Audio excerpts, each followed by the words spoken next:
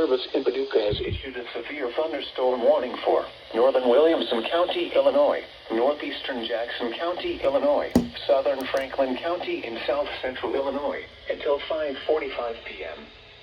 At 4:57 p.m., a severe thunderstorm was located over Royalton, or near Christopher, moving east at 45 miles per hour.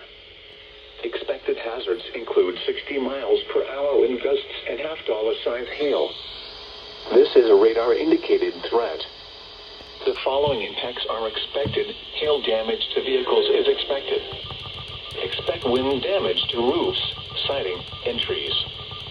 Locations impacted include Christopher, West Frankfort, Orient, West City, Buckner, Benton, Hannaford, Freeman Spurs, Ziegler, Royalton, Thompsonville, Bush, Hearst, North City, and Heron. This includes Interstate 57 in Illinois between mile marker 60 and 72.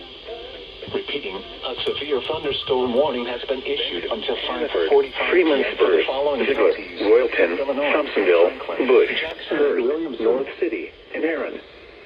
This includes Interstate 57 in Illinois between mile marker 60 and 72.